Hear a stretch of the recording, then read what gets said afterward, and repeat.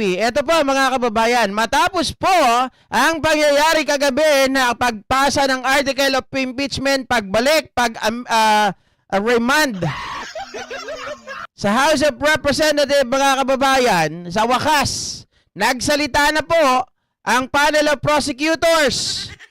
At sa pangunguna ni Congresswoman Jinky Luistro, ang agam-agam mga kababayan ay agad tinuldukan. Wala nang sabi-sabi, walang paligoy-ligoy. Tuloy na daw ang impeachment trial ni Sara Duterte. Ibig bang sabihin mga kababayan, napaganda pa?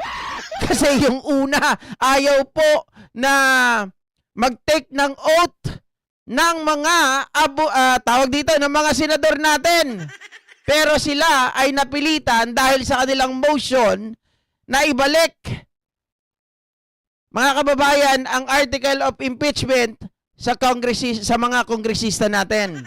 Ngayon pakinggan natin mga kababayan ang pahayag ng panel of prosecutors. Bakit nga ba nila nasabi na tuloy na po mga kababayan ang impeachment ni Sara Duterte? It only shows na tuloy na ang impeachment trial. Ma'am Leticia, wait lang.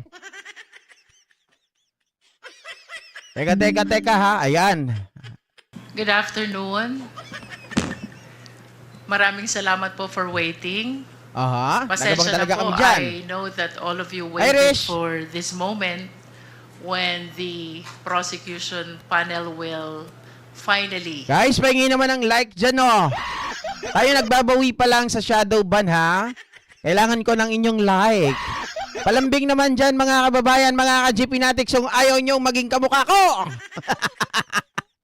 Give their comment to what happened last night in the Senate. Well, first of all, we welcome the impeachment court's service of summons to the Vice President. Okay. Apparently, the jurisdiction over the person of the respondent. Ayan, kapag nawawala po ang ating internet, nauunang nawawala, nagpapaalam yung Facebook. Hindi ko po hindi ko po hawak yan. Once na nawala yung connection natin kasi umuulan, yan, matik, nawawala kaagad yung Facebook page natin. So, dapat manood na lang kayo dito sa YouTube. Ikaw ang internet ka, loko-loko ka ha. Binibitin mo yung mga nanonood sa Facebook. Respondent has been acquired already. Okay. She has a period of 10 days to answer. That is non-extendable. Okay. And we hope that all issues which are being raised in the impeachment court will be tackled as well in the answer of the Vice President. So finally, the people of the Philippines will see from the answer of the Vice President what her defenses are. Isa lamang po ibig sabihin nito, yung pag-acquire po ng jurisdiction ng impeachment court sa ating respondent kay Vice President Sara Zimmerman Duterte, it only shows na tuloy na ang impeachment trial. Yon! No one can stop this anymore because jurisdiction has been acquired already by the impeachment court over the person of the respondent. Now, with respect to the action of... Ito, kailangan natin may paliwanag pa ng gusto to, mga kababayan, ha? Kung paano nasabi na yung jurisdiction has been acquired already by the what do you call it, the impeachment court, mga ka-GPnatics. Of the Senate last night, the impeachment court requiring us to issue a certification about the compliance with the Constitution with respect to the filing of the impeachment complaint, as well as the second order, and that is for the 20th Congress to confirm whether we will pursue this impeachment complaint. Okay. Medyo ang prosecution panel po ay nalalabuan dito sa naging order ng impeachment court Oo. kagabi. So we resolve, Okay, mga kababayan, wait lang. Gusto nyo ba paliwanag ko muna o gusto nyo ituloy ko? Baka sabihin na naman, binibitin mo. Okay, sige, ituloy natin muna. to seek the clarification of the impeachment court. With respect to the first order about the certification pertaining to our compliance with the Constitution in filing the impeachment complaint, we maintain our position. Sumunod po kami fully and strictly Okay. to the requirements of the Constitution. Okay, sumunod daw We sila. did not violate the one-year prohibition rule. Bakit? Paano? With respect to the second order, it is impossible to be complied with because, first of all, 20th Congress doesn't exist yet. Tayo po ay nasa ika-labing-siyam na kongreso pa lamang. Mag-a-adjourn pa po and we will be looking forward na mag-convene naman ang pa-20 Kongreso ng Pilipinas. That will be on July 28, simultaneous with the SONA. I wish to add, nakatanggap po tayo ng liham, or should I say, nakakita ng liham from the social media Aha. that the anticipated presentation of the articles of impeachment is canceled. Okay, tama. Ang sabi Dapat po ng ngayon yan eh. ating presiding officer ng impeachment court, the referral of the verified complaint to the impeachment court mooted already the presentation and the reading of the articles. This will be part of the clarification that we will be seeking from the impeachment court sapagkat batid po natin na itong presentation ng articles ay bahagi ng Senate Rules on Impeachment. And we seek the guidance, we seek the enlightenment of the impeachment court so we can properly comply to the order that they issued last night. Finally, we wish to take advantage of this opportunity upang pasalamatan po ang taong bayan. Sa lahat po ng sumusuporta sa prosecution panel, sa House of Representatives, we had a mass this morning attended by different civil society groups. May mga nakasama po tayo religious leaders and even victims of EJK. Maraming salamat po. Rest assured, ang House of Representatives, ang prosecution panel, naninindigan po. Tuloy ang laban para sa katotohanan, hustisya, at pananagutan. Maraming salamat po. Okay, pakinggan natin ang buo ha, Thank you, mga ma'am. kababayan. Are there Para anyone from the prosecution Mamaya panel tayo who would like to magpaliwanag. give a message? If none, we will take the first question from Marian Enriquez of TV5.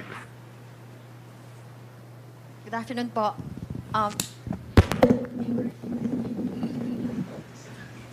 Excited din yung mic. Ma'am, thank you, Kong Jinky, and to the rest of the prosecutors want to answer. Meron na po bang update kung natanggap na po ba muna natin itong received copy ng articles, yung pinababalik po na articles of impeachment? Meron na okay, po ba? good question. From the Senate. We have no official information yet whether the articles of impeachment, which according to you is being returned by the Senate, was received already by the Secretary General. Okay. I hope you understand that the members of the prosecution panel here has no participation whatsoever in the proceeding of the Office of the Secretary General. Of Let's wait course. and see kung anong official information ng SecGen. But ano pong action po ng ating prosecution team? Tatanggapin po ba itong articles of impeachment, yung pag-remand? And what was your reaction to that while watching it last night? Well, in my opinion, as one of the member of the panel of prosecutors, to give way to the clarification which we want to seek from the impeachment court, I would defer receiving the articles of impeachment from the Senate, including whatever orders they will be transmitting to us. This is not disobedience, definitely. Ang gusto lang po natin mangyari is to seek guidance and enlightenment first so we can properly comply with the order of the impeachment court. When you say you would like to Differ. seek guidance, may coordination na po ba with the Senate? Ano po yung ginagawa nating pakikipag-usap sa kanila para maliwanagan po tayo doon sa mga orders nila? We will be drafting the necessary motion seeking for clarification of the order which they issued last night. So nakita po kasi namin kanina si Sergeant at Arms ng Senate kanina and hindi nga wala pa pong nag-receive ng copy. So technically hindi po muna tatanggapin ng Kamara ang pagbabalik ng articles of impeachment and magpapasa po muna tayo ng tama ba, ma'am? Tama. To give way to our efforts to clarify first the order, in my opinion, I would defer receiving the articles of impeachment, including the order issued by the impeachment court. Excuse me. Yung When you say differ, mga kababayan, ibig sabihin, they will insist not to accept, di ba, yung article of impeachment. But then again, mga kababayan, they are going to seek guidance from the Supreme Court kung tama ba, 'di ba? Kung tama ba yung ginawa ng Senado as a as the what do you call it? The impeachment court. Okay? yung tatanggap ng order po dito, kung mayroon man, ay ang Office of the Secretary General. Hindi po namin alam kung ano ang magiging action ng Secretary General. Okay. Pero kung tanggapin niya, doon po kami magdi-decide. Be that as it may, kami po ay naniniwala na ang power to initiate ng impeachment complaint ay nasa House, lalo na pag pinirmahan ito, in-endorse ng isang congressman at pinagbutuhan sa plenaryo. Itong nangyari dito, hindi lang itong ordinaryong impeachment. 215 of our members signed 245. the impeachment complaint. Kaya first time ito na nangyari na may return sa atin. Kaya nangangailangan tayo ng clarification po dito. Bagamat prosecutors po kami at impeachment court sila, naguguluhan pa rin kami. At hindi namin maintindihan kung bakit ibabalik po ito sa amin. Meron kasing bigat dito, mga ka-GP Natics.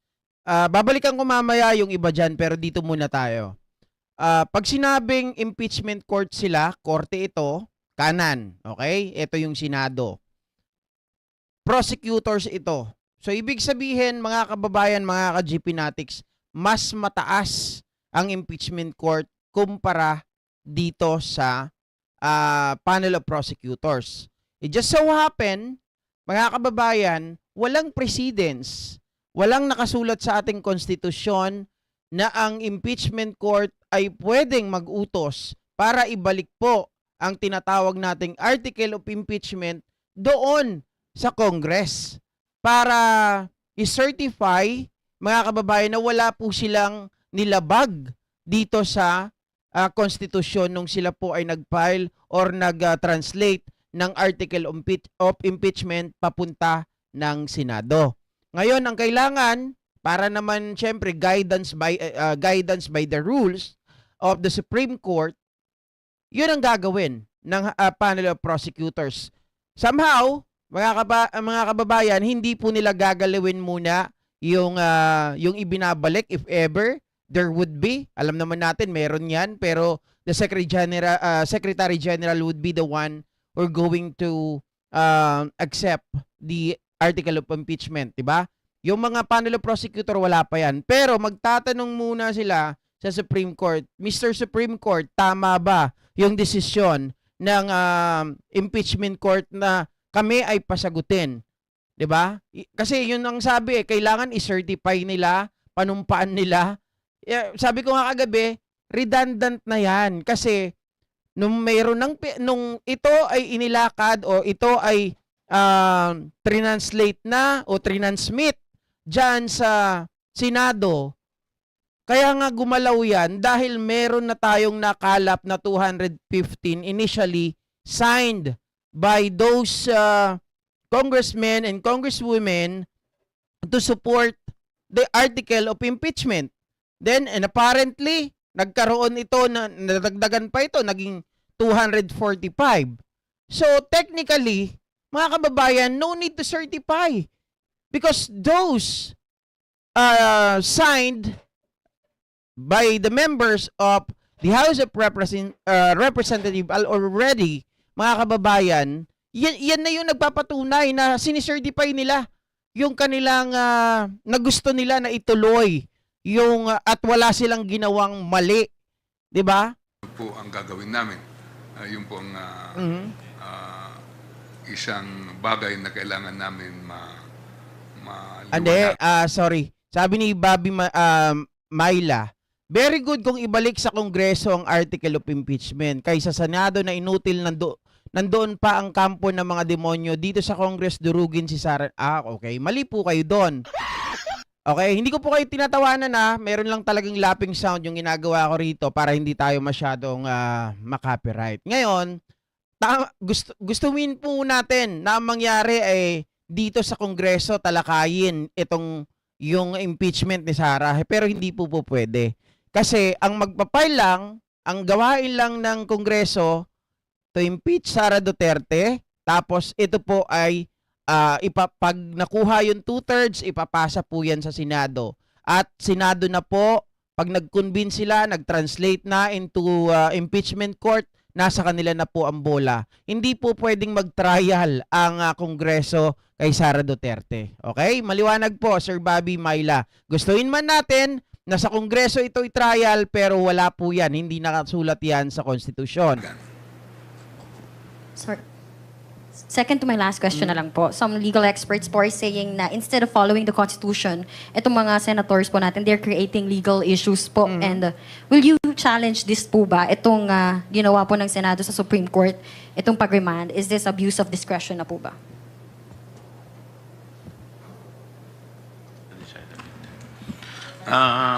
Ito pong sa ngayon, ang desisyon ng House Prosecution Panel is to submit clarification muna. Okay. So with respect to other legal Luminaries. remedies, hindi pa namin to Remedies napagdidesisyonan. Until such time ma-receive namin yung sagot sa clarification. Kong Chua, you also mentioned kanina nagtataka kayo dun sa ginawa nga desisyon ng Senado at sila pa yung nagmosyon o mismong mga hurado. And you quote, sinabi nyo po, sila na yung parang nag-aabogado mismo kay VP Sara Duterte. How optimistic are you po na there will still be a fair and impartial trial? Well, yun po ay personal opinion ko. Hindi ko po alam kung ano yung opinion ng aking mga kasama. And in fact, nung akin rin pong personal na opinion, ito pong ginawa na pagbalik sa amin ng articles of impeachment ay sa aking paniniwala ay unconstitutional. Dahil wala naman po ito, excuse me, wala naman po ito sa kanilang Mandato. kapangyarihan at ito po ay inaasahan natin na kung meron man mga motion na gagawin, ang gagawa po nito ay yung sa defense. Kaya Okay. yun po ay aking personal na opinion. Alright, sabi ni Antonio Andaya Sr., I have been very much interested on this impeachment but considering actions of the Senate lately, I am suspicious that they are trying their best to derail said impeachment. Exactly. I totally agree with you. We are all interested for this impeachment. It just so happen na talagang nakakasuya, 'di ba? Sir Antonio, lahat naman tayo dito talagang dismayado. Pero again, ito, yung sinasabi ni Luis Tro, babalikan ko lang at dito tayo mag-cut-cut at dito tayo magpaliwanag kasi kanina ayaw nyong ipaputol sa akin, ayaw nyong sabayan ko. Pagbibigyan ko naman ang gusto ninyo para kahit papaano mga kababayan, huwag naman kayong magalit sa akin kung pinuputol ko minsan habang may nagsasalita, sabihin, GP, paputol-putol ka, okay? Only shows na tuloy na ang impeachment trial. Okay? No one can stop this anymore because jurisdiction has been acquired already by the impeachment court over the person of the respondent.